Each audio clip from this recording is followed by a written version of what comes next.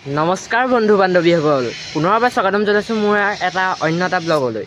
তো যোৱা 17 নৱেম্বৰ 17 নৱেম্বৰ তাৰিখে আমি যোৰহাট ষ্টেডিয়াম কোৰ্ট ফিল্ডত হৈ থকা গ্ৰন্থমেলাত আমাৰ কলেজৰ ফালৰ পৰা আমি এখন নাটক কৰিছিলোঁ। নামটো হৈছে বনচাই। আমি নিজে স্ক্ৰিপ্ট লিখি নিজে পৰিৱেশন কৰিছিলোঁ। ইও আছিলে লগতে। চ' এটা সুখবৰ আহিছে যে প্ৰথম কৰিছিলোঁ আমি নাটকখন কম্পিটিশ্যন, প্ৰথম পুৰস্কাৰ পাবলৈ আমি সক্ষম হ'লোঁ। ৰাইজ মানে কি ক'ব আৰু, একদম মানে পূৰা হেপী আমি চব সকলো, পূৰা হেপী। মানে মোৰতো ফাৰ্ষ্ট টাইম একদম ষ্টেজত, ফাৰ্ষ্ট টাইম তাকো কেমেৰা আগত, মোৰতো আৰু ভাল লাগিছে।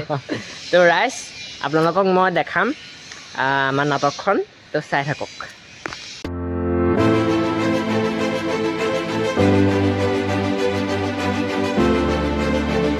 এটা অংশ, এটা চৰিত্ৰ জোনাকী এগৰাকী কুৰূপা নাৰী। তেওঁ 3জন পুৰুষে শাৰীৰিকভাৱে পাবলৈ চেষ্টা কৰিছিল, কিন্তু এজন আছিল যি তেওঁক সঁচা মনেৰে ভাল পায়। এই কাহিনীটোৰ এক অংশ দৰ্শাব আমাৰ ছাত্ৰী মনালিছা শইকীয়াই। আহকচোন এই একক অভিনয়টি উপভোগ কৰোঁ।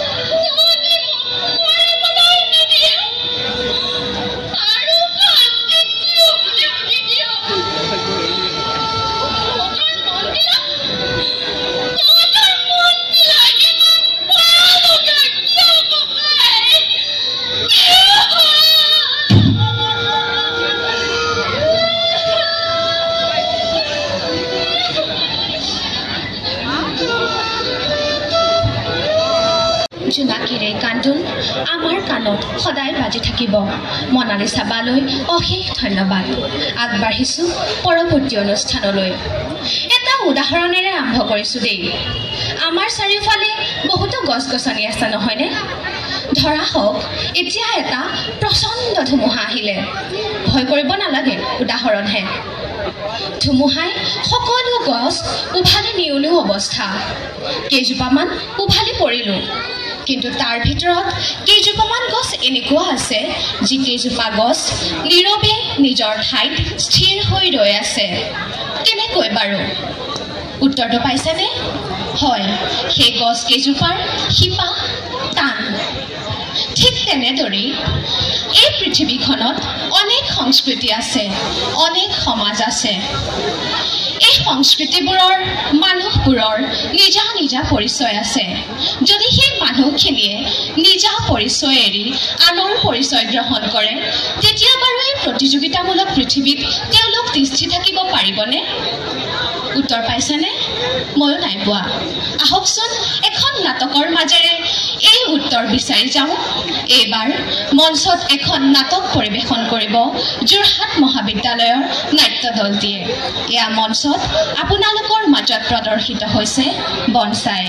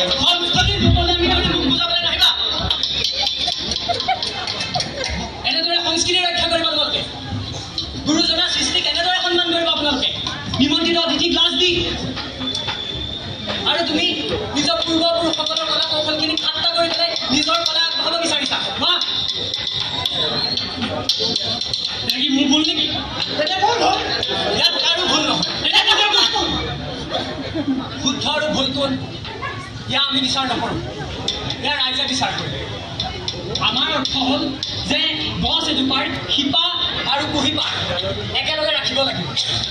যদি গছজোপাৰ শিপা কাটি পেলাওঁ তেতিয়াহ'লে গছজোপা থিয় হৈ থাকিব নোৱাৰে। ঠিক তেনেদৰে যদি কুঁহিপাতসমূহ কাটি পেলাওঁ তেতিয়াও সেই গছজোপাৰ অস্তিত্ব নাইকিয়া হ'ব। আমাৰ অৰ্থ হ'ল পুৰণি আৰু ৰং একেলগ কৰি আগবঢ়াই দিয়া। বনচাই চিনি পায় আপোনালোকে? চিনি পায়? চিনি পায়? মানুহৰ ড্ৰয়িং ৰুমত সৌন্দৰ্য আগবঢ়ায়, কিন্তু সেইজোপা সঁচা অৰ্থত গছ নহয়। এজোপা বৃহত্তৰ গছ যদি আমি প্ৰতিষ্ঠা কৰিব বিচাৰোঁ তেতিয়াহ'লে তাত আমাক শিপা লাগিব, ফুল লাগিব, ফল লাগিব আৰু গছজোপা সতেজ আৰু মজবুত হ'ব লাগিব। আমাৰ অসমীয়া সংস্কৃতি আমি পুৰণি সকলো সংযোগেৰে আগবঢ়াব লাগিব, নহ'লে ধ্বংস হ'ব আমাৰ অসমীয়া সংস্কৃতি।